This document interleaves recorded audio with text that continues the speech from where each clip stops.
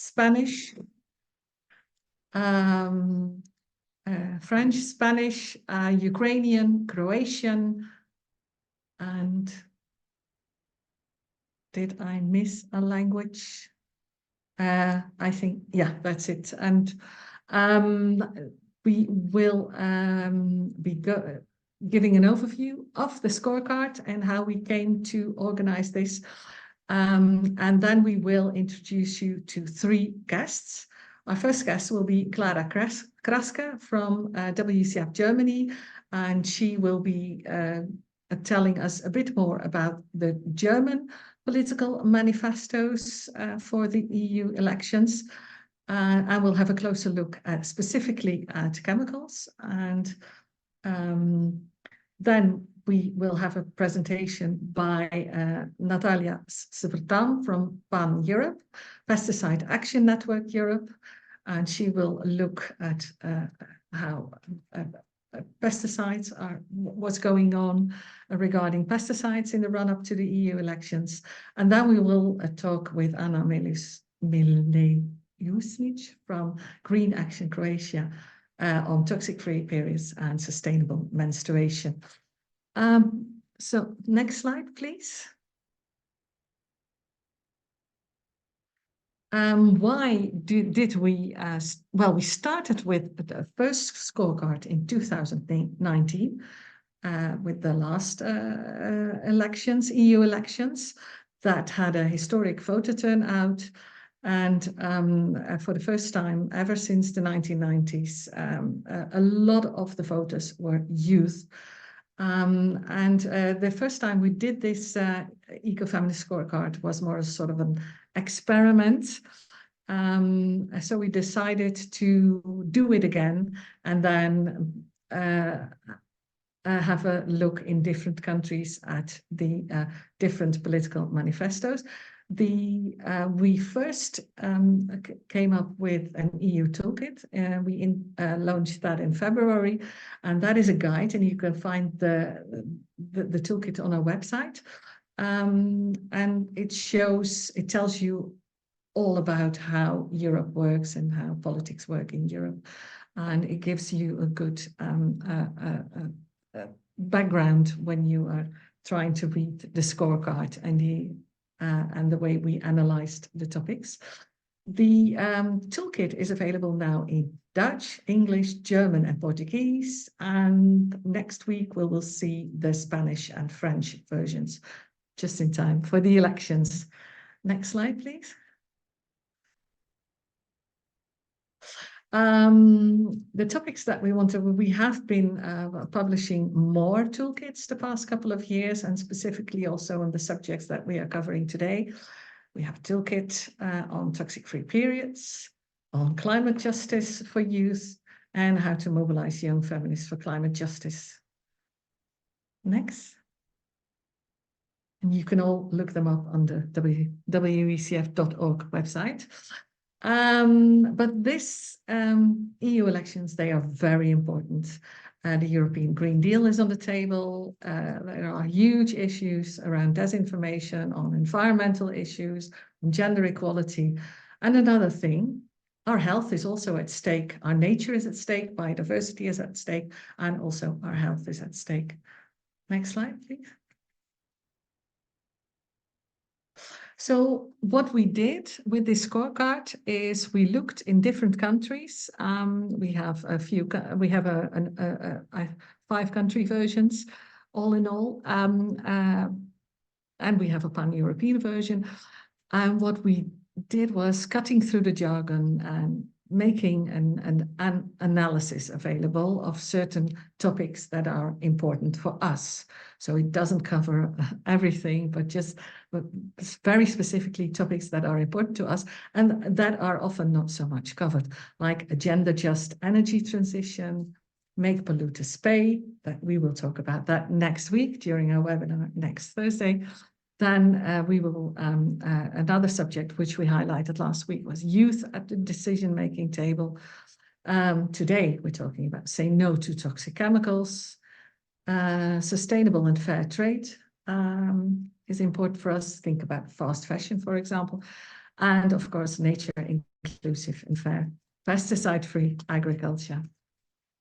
So this tool is meant to see what the parties are doing, the political parties, and to see how you can vote. Next slide, please. The EU Parliament, has over 180 parties from 27 countries. And this means they cannot all be in the parliament. So these parties have organized themselves into ideological groups. So you can see a bit of the division between the largest groups in the European Parliament are the European People's Party. They have 182 seats, and the second party is the Socialists and Democrats, 154 seats. Next slide, please. So the focus for our work is, as we just saw also on the card, gender just energy transition, make polluters pay, say no to toxic chemicals, youth at the decision-making table, and agriculture fair and nature inclusive, and fair trade, of course. Next slide. So if you look at the scorecard, which is very important, we use 3 colors, green, and green is when relevant keywords were included in the manifestos. And that they go also beyond addressing only the direct issue. Then green or orange is that there are some relevant keywords available. And red is definitely no. Or hardly any keywords are mentioned or nothing at all. We've also used for some parties, especially for many parties from the far right, blue, because they just didn't answer any questions or they didn't bother to have any party manifesto at all. Next slide.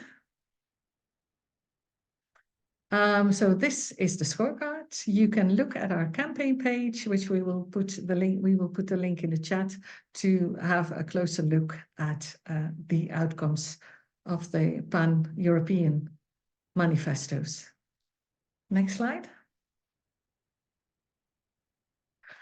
Question. No, sorry. Then the questions we will do afterwards. I would like now to give the floor to my colleague from the German office, Clara Kraske, who will introduce you and tell more about the German scorecard and specifically about how German political parties look at a toxic-free and healthy environment. The floor is yours, Clara. Thank you, Chantal. Hi, everyone. I think we will need a minute to see the presentation.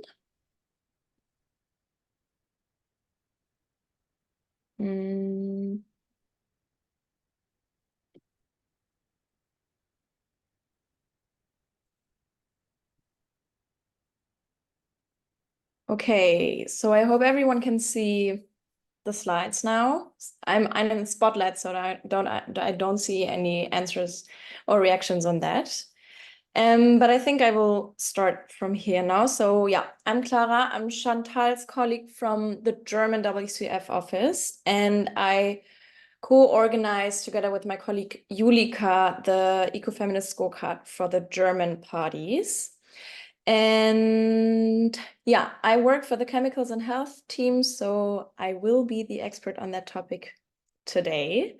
And yeah, next slide. So yeah, we also released our scorecard. It is in German.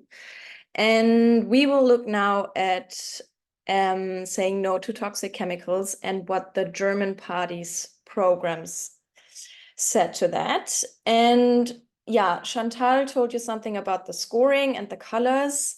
And I also wanted to add that the scoring is in relation to the different parties' programs, just to have that in mind.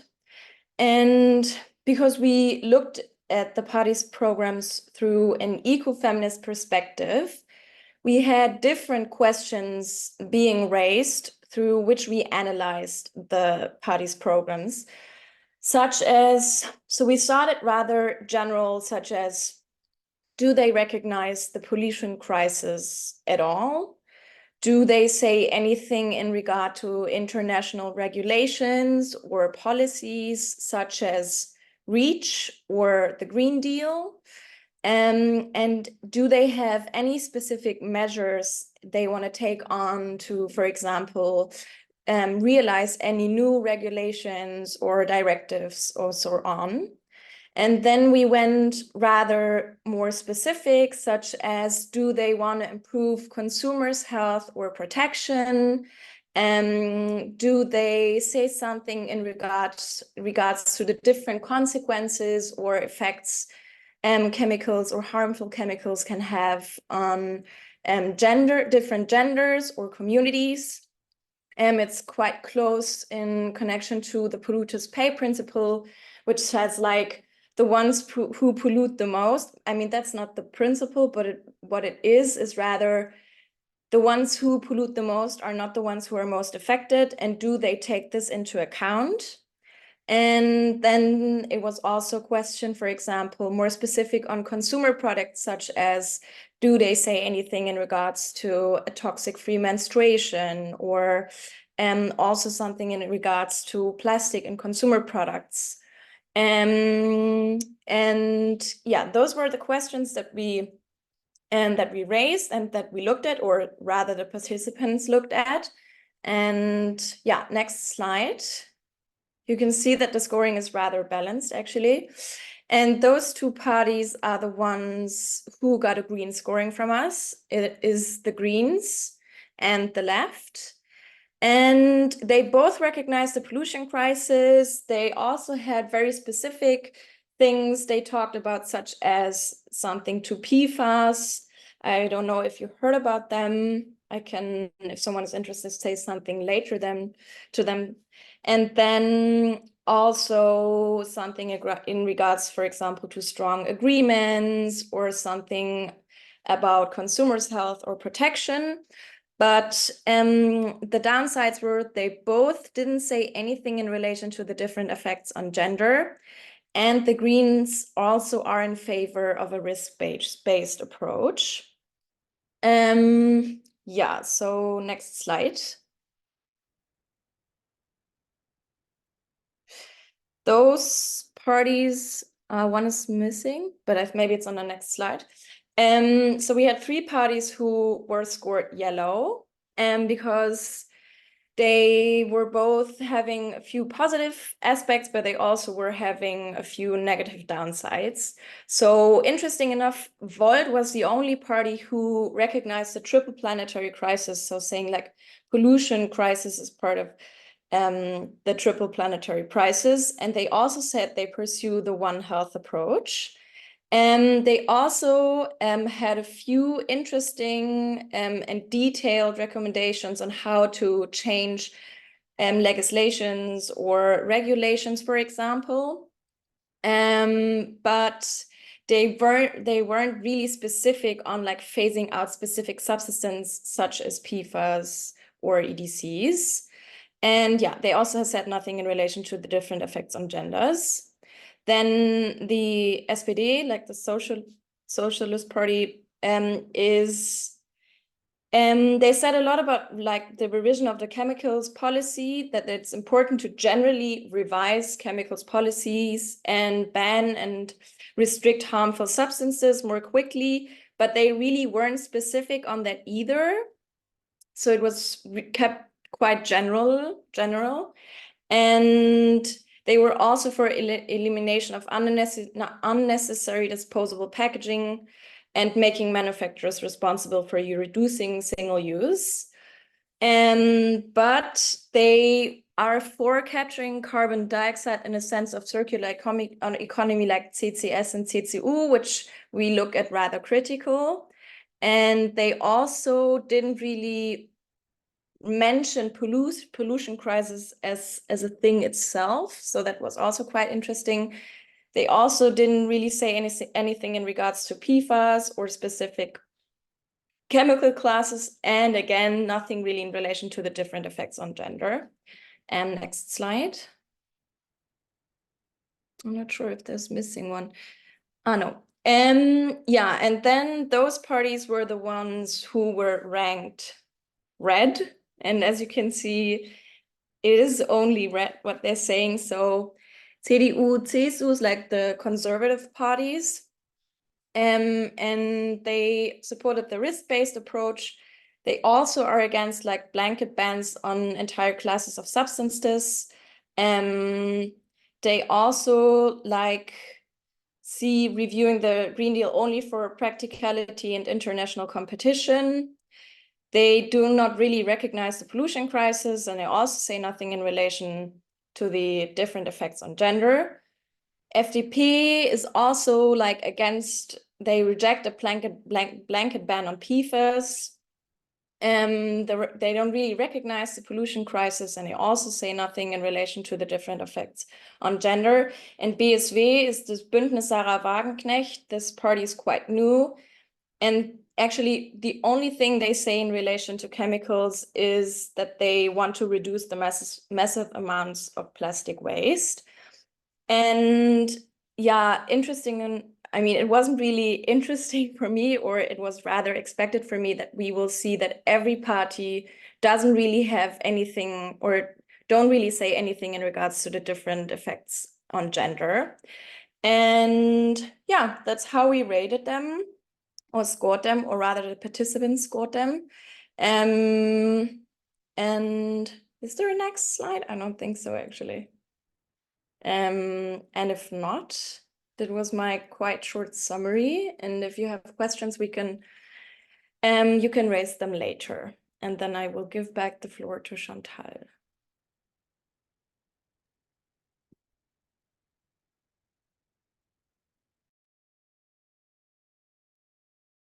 Yes, thank you very much, Clara.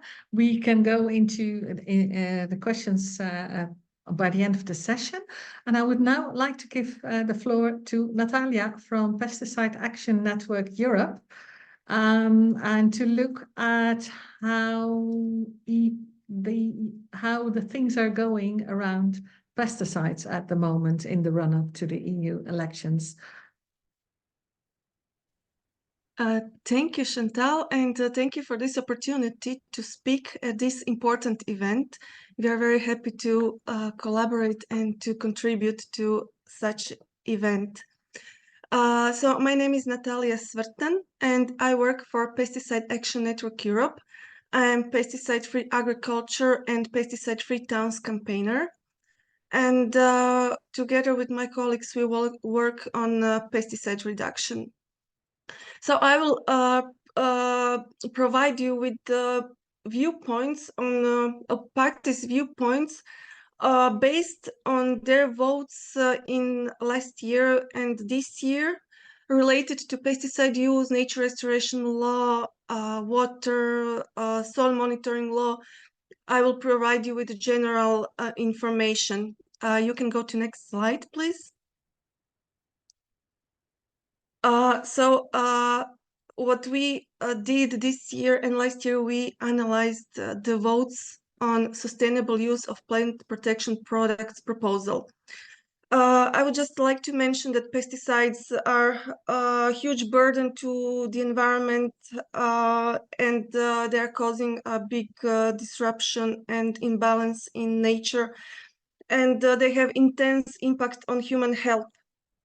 So we analyzed the votes and provided later in this PowerPoint the votes on pesticides, on water, on attempts to help farmers transition from dependency to pesticides. But just in very short few lines, I would like to say about the sustainable use of plant protection products proposal, which was published in 2022, but it was retracted in February this year after the intense farmers' protests throughout Europe. So sustainable use regulation had the objective to reduce the use and risk of chemical pesticides, in particular those that contain more hazardous active substances, and to increase the application and enforcement of integrated pest management, which aims to reduce or completely remove the need to use those chemical pesticides. Then the aim was to increase the use of less hazardous and non-chemical alternatives for pest control, and to improve the availability of monitoring data. So farmers have the obligation to collect data on pesticide use, but they are not obligated to submit them unless they are asked via survey or some other means. So it is important to know where, when, in what amount pesticides are applied on which crops, so they can be monitored, and also those data are very valuable to water companies to know which method of purification they need to apply, so it has its mean. And also this regulation should have improved the implementation and application and enforcement of legal provisions across all member states, because at the moment it is pretty imbalanced, and not all member states are uptaking and implementing the regulation and directive equally.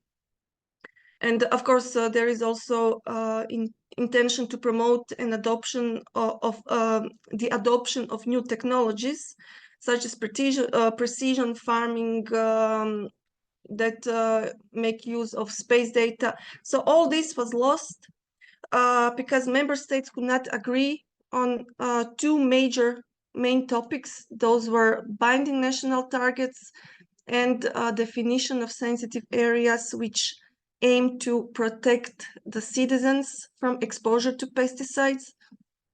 And national targets, so the EU level target was 50%, and the member states got different targets based on the current consumption of pesticides.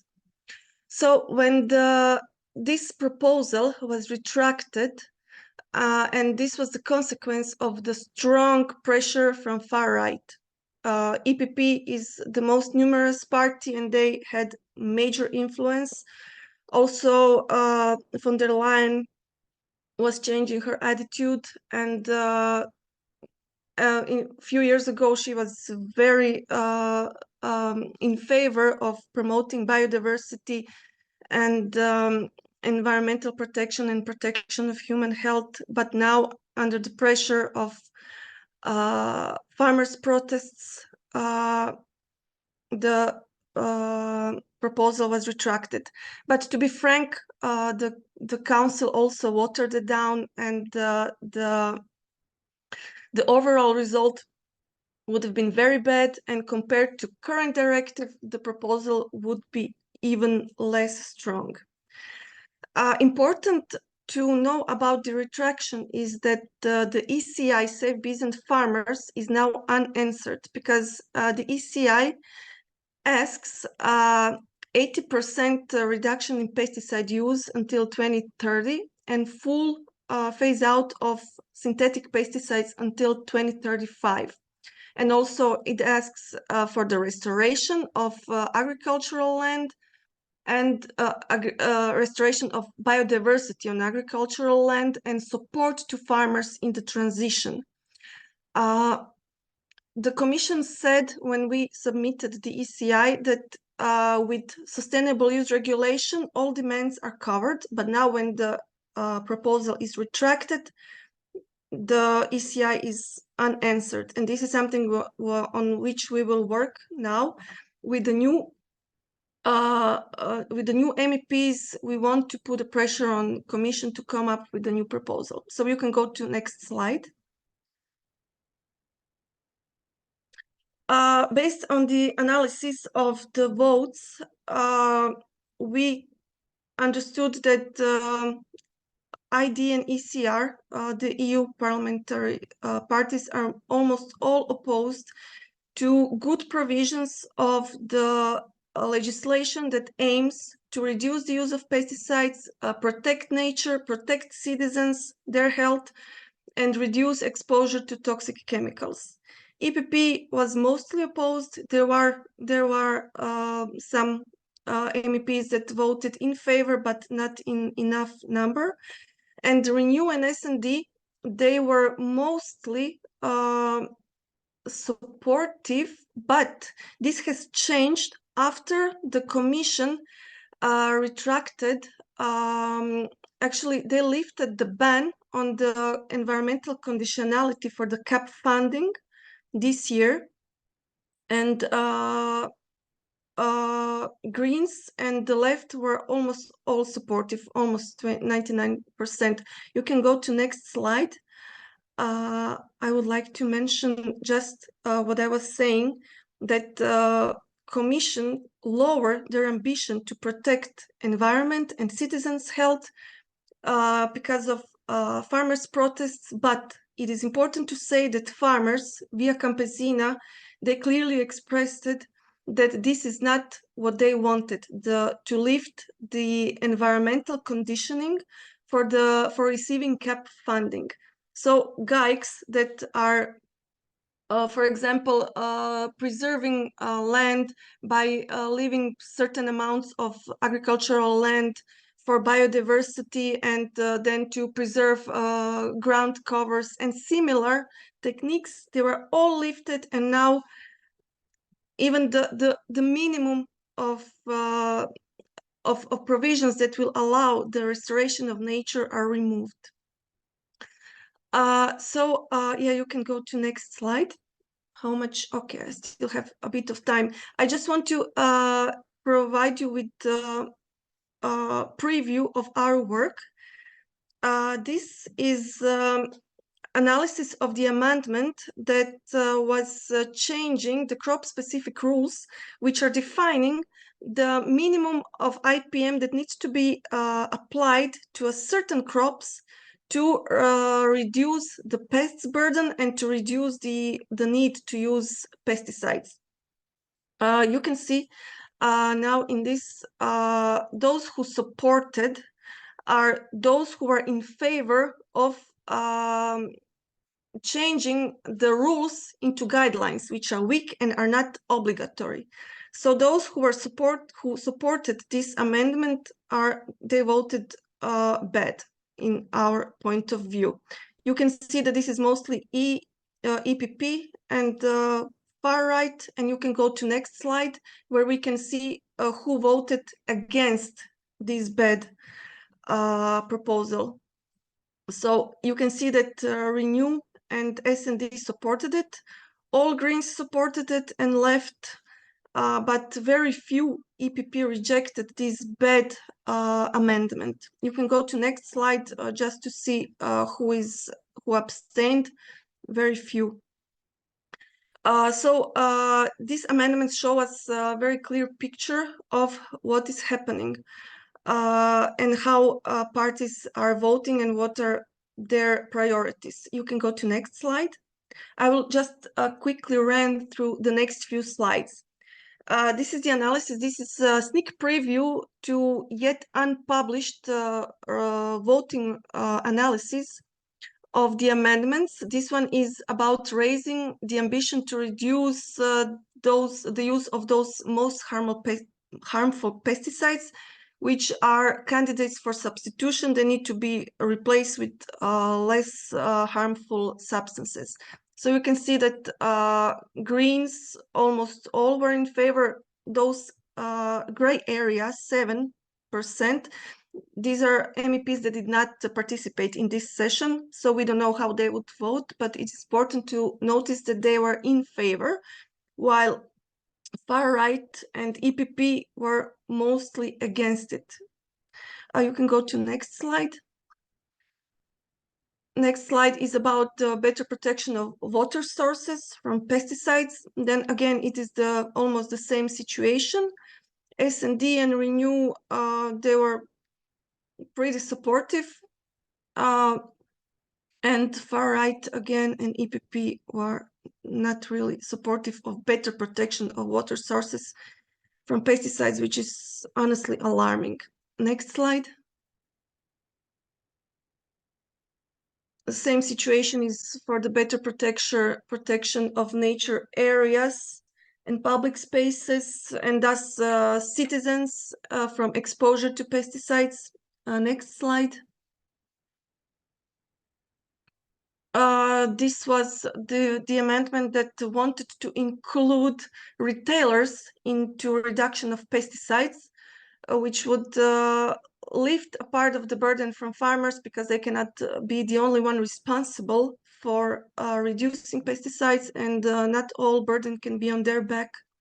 And this is again where far right and EPP did not support this provision. Next slide.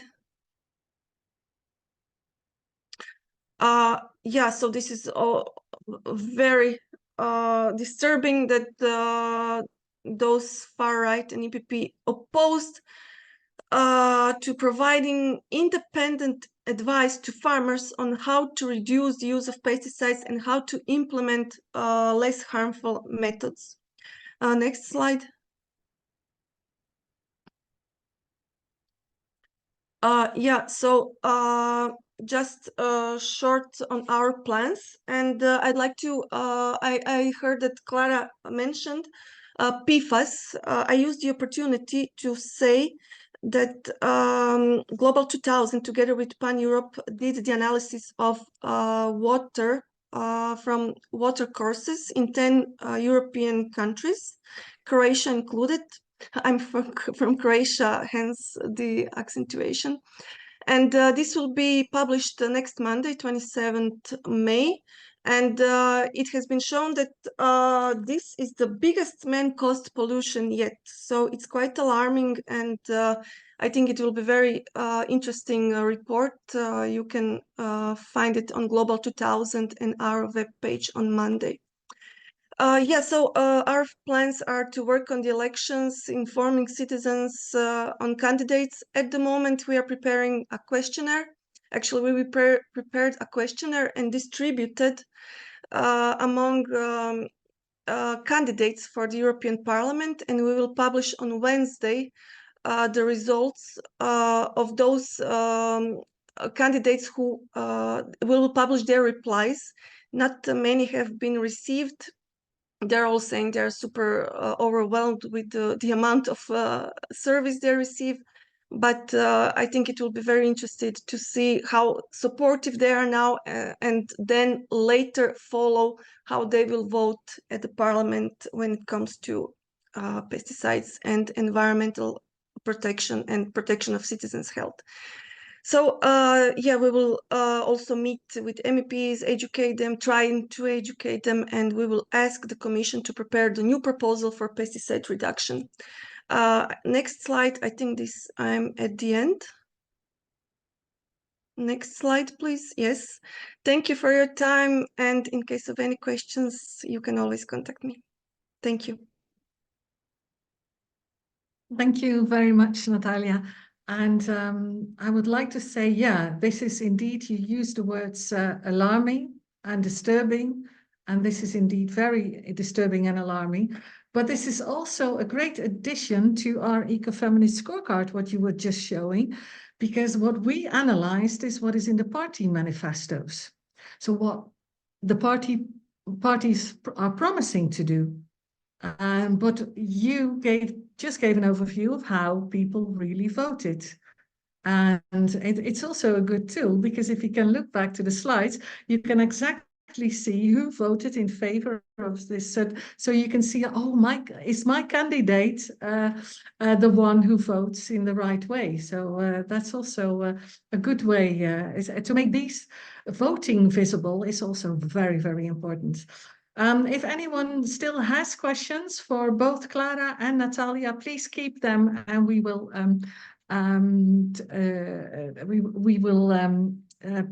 ask them later. You can leave them in the chat, and they will be collected. And I would like to introduce you to my guest, Anna Milejusnic,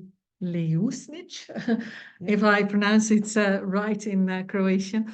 From Green Action Croatia, and she is our guest talking about an initiative, a pan-European initiative, which can also change a lot, and it shows how we can also, on a smaller scale, also start changing things, because she can tell about the stakeholder, what's the word? The menstrual task force. Yeah. Okay, so hello everyone. I hope you can hear me well. I'm very close to Chantal, so the sound is coming from her screen, so I hope it's not confusing. And thank you, Chantal, for introducing me, and hello to everyone here. As Chantal mentioned, I would present you the work of Menstrual Task Force, which is part of Break Free from Plastic movement and Zero Waste Europe network. So basically, the whole story started with Break Free from Plastic movement growing and gathering campaigners from all around Europe that are working on the topic of combating plastic pollution. And Zero Waste Europe was also connected with Break Free from Plastic, and so we all kind of gathered.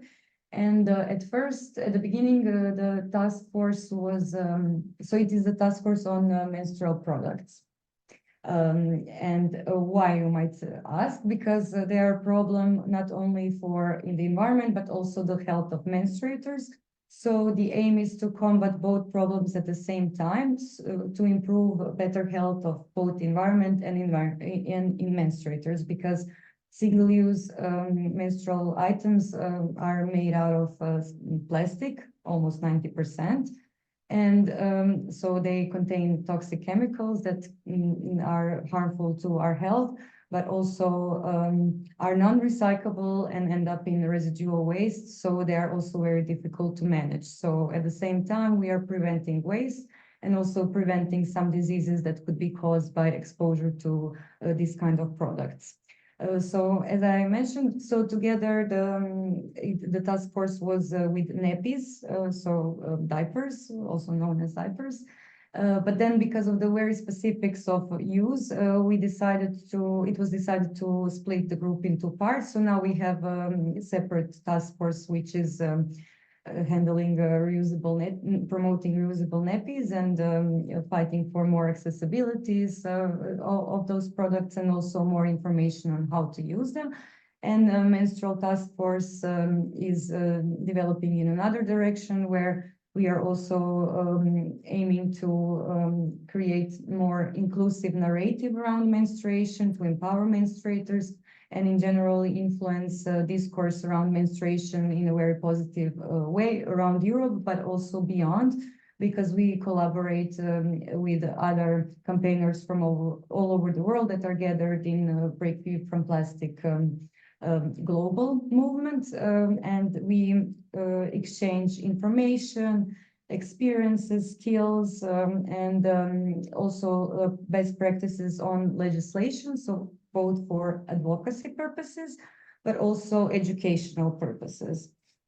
The space was held for us every month or 2 months by Break Free from Plastic coordinators. But at some point, after we grew stronger as a group, we took over the leadership of the group. So currently, the leadership is co-led by Voice Ireland and Zelena Akcija. But of course, it's just in order to hold a space, everyone's contribution is equal. We just make sure that these meetings happen and that everything is organized and that we can work together. One of the first outputs that we created was a bloody manifesto, and I can share now in the chat box.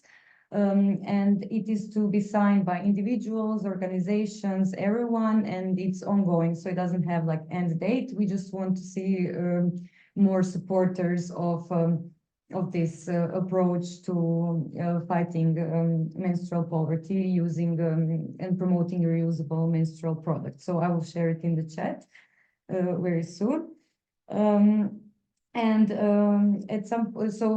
The task force not only exchanges knowledge and so on, but we also sometimes have joint campaigns marking important days of the year related to menstruation, such as Period Poverty Week, which is currently ongoing, so from 20th to 28th of May. And on the 28th of May, it will be Menstrual Health Day.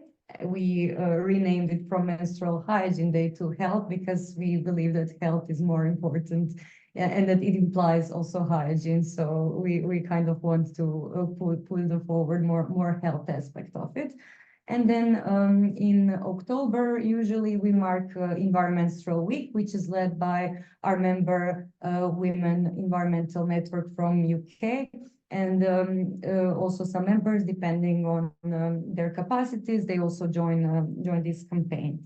And yeah, after some time of working together, we figured out that it was very difficult to find resources and funding to work on menstruation because it's the topic surrounded with taboo and stigma, and maybe to some people it's not obvious what does it have to do with the environment and environmental protection. So we decided to put resources into us ourselves, and we put together like very nice application for Erasmus project, which is called Menstruation, Empowerment and Sustainability, or shorter MENSI. So I will refer to it as MENSI from now on. So the aim of this project is to educate, so first to do research on the state of menstrual education in European countries, but also around the world, detect best practices, and then create a cohesive suite of training materials that could be used by youth leaders, and that could later on promote reusables and also simultaneously fighting stigma and taboo, and also providing more information and also knowledge on how to deal with reusables, also how to talk about menstruation, how to open up the topic, and in a very inclusive way.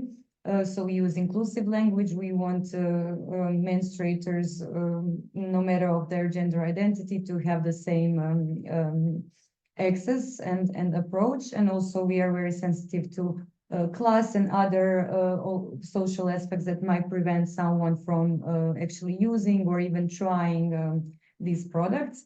So yeah, the aim is not to ban single-use products as well, but it is aim is to reduce the amount of toxic chemicals, making them safe, because some menstruators will still have to depend on it, on single-use items. But we want them to be healthy and safe for everyone, and where it is possible to give chance to reusables. Yeah, that is mainly what the project is about. We are currently in the research phase, so we would kindly ask you also to share the survey. We will also share it in the chat. It is in several languages. And to mention the partners of the project, they are coming from UK, Women Environmental Network. Then from the Netherlands, we have WECF.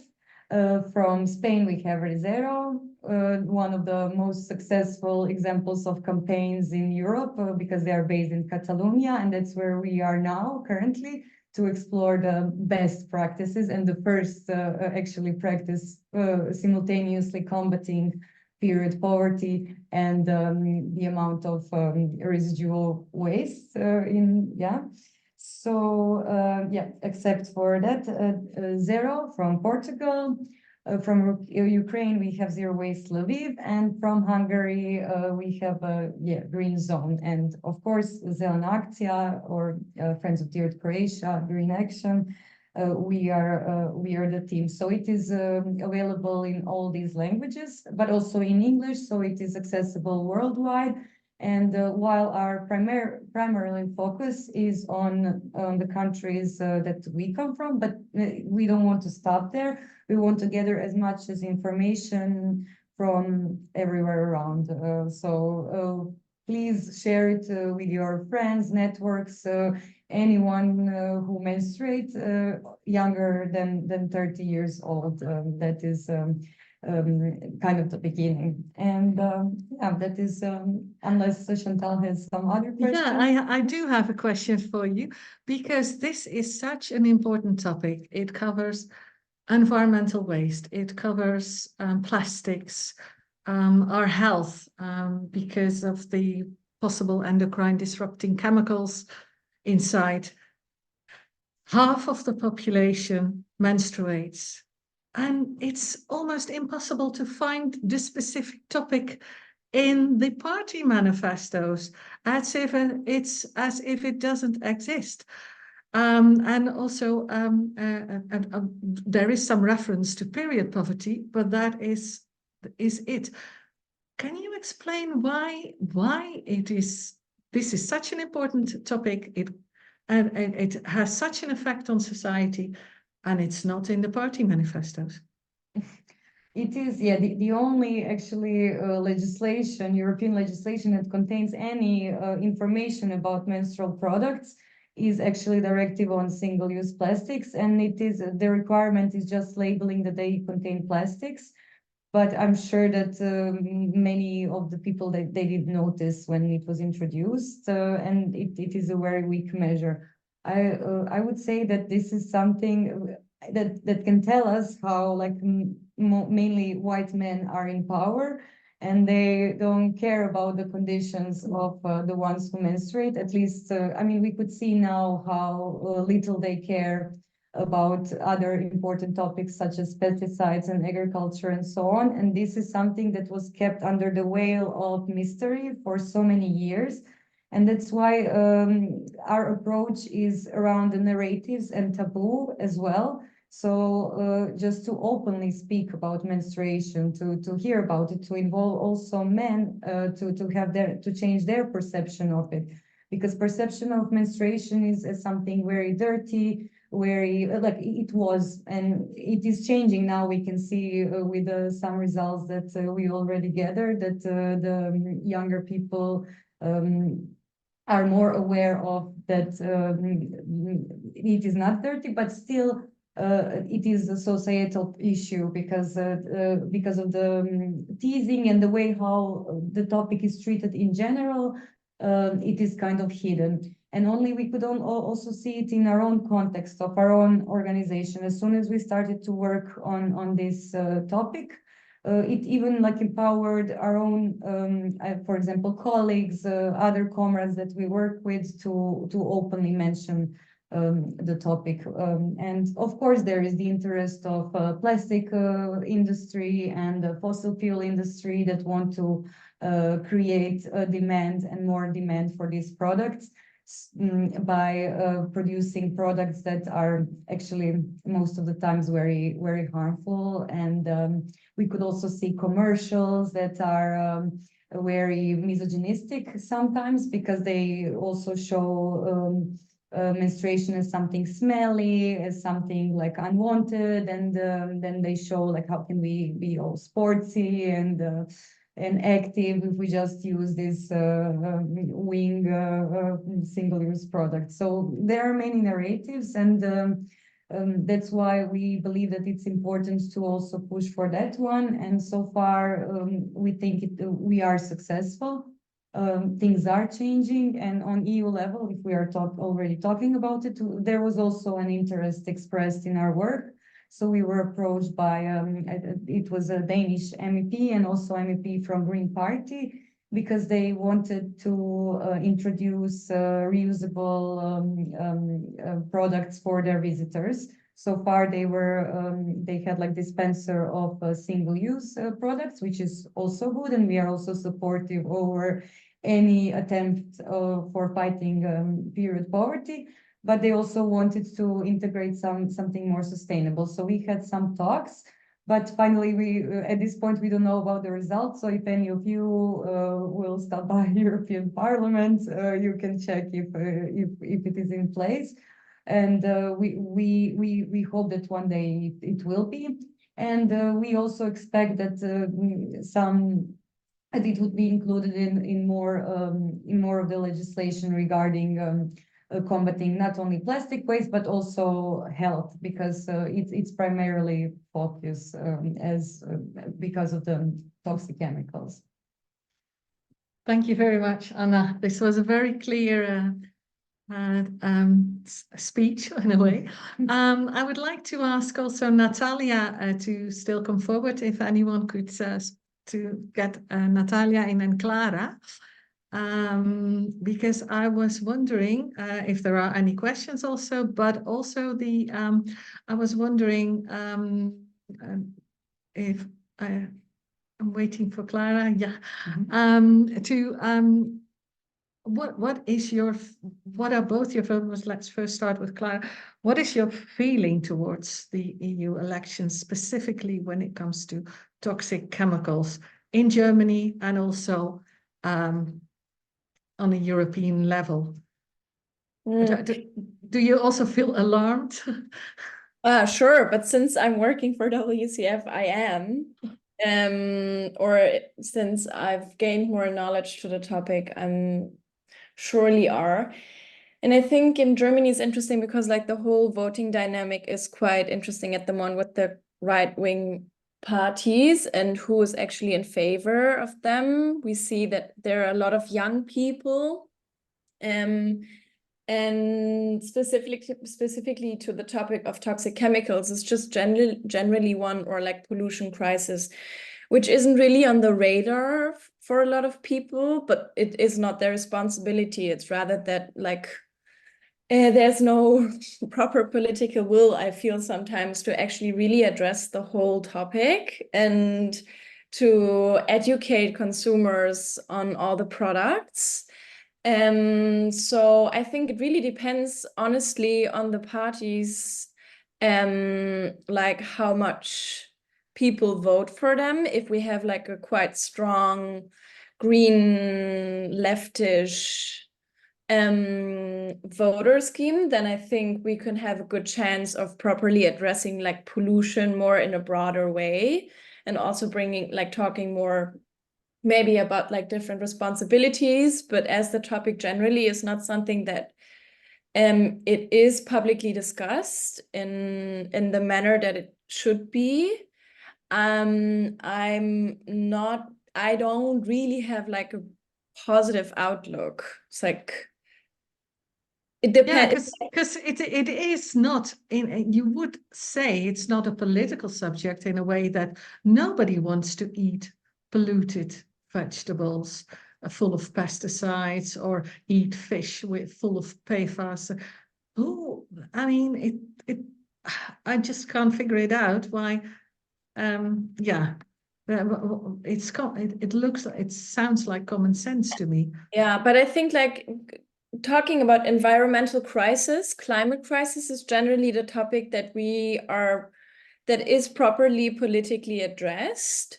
And sometimes I have the feeling that this is like the space is occupied for the topic, and so much goes into those discussions and those regulations and those things, but like really specifically talking about like pollution and stuff, I mean, we see it on the European level. We talk with a lot of different NGOs and networks, and they all see the same. And we have such strong fighters there who really try to put it on the political agenda, but it's like really tough, and it actually gets worse.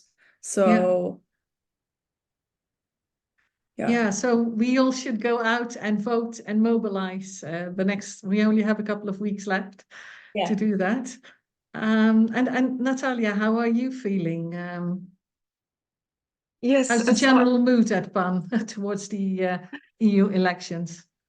Yeah, so I must say that I'm always a pessimist on duty. And but this is also one thing where we agree within PAN, and we are worried about far right getting stronger, probably due to the raising issues with the migrations. And this is why people perceive those problems, because they are visible, they're on the streets, they're everywhere around us, while chemicals in our food are not visible. So this is why maybe people put priority on different topics that are promoted by far right. So many intel that we receive points out that probably the next parliament and the next commission will be even more right oriented. So this is not a good news for us. And also the huge pressure from the agro industry and chemical industry. We just are not strong enough to fight them at this moment. So we need to mobilize citizens. We need to let them know what are the priorities and what is also an imminent impact on their well-being, on their health, on food security, because if we destroy natural resources, we certainly will be hungry, not because we don't have pesticides, but because the soils have lost the ability to produce food. So this is why the work on the elections and informing people on how MEPs voted, what is the position of the Commission, is extremely important at this moment. So it doesn't look good, but we are still fighting and we are still hoping for the best. Yeah, we're continuing our work with even more dedication. I want to thank you all very much, Anna, Clara, and Natalija, for speaking today. If you want to read, we have another session planned for next week on fair trade and the polluter pays, where we have we will be dedicated also to a large pan-European PFAS project also, you can sign up for the information via our website. You can have a look at the links. You can find them in the chat to our Ecofeminist Scorecard campaign page. And there's another thing, is that if you don't have a scorecard from your own country, we can send you a blanco scorecard.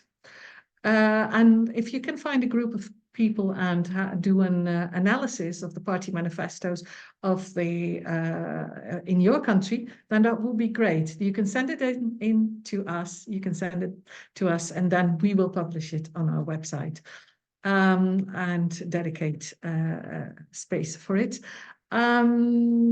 Next week we will be back, yeah, let's hope all the best for the EU elections. Thank you very much for joining in. Let's stay in touch. Bye. Bye. Bye. Bye-bye. Thank you. Thank you. Bye-bye.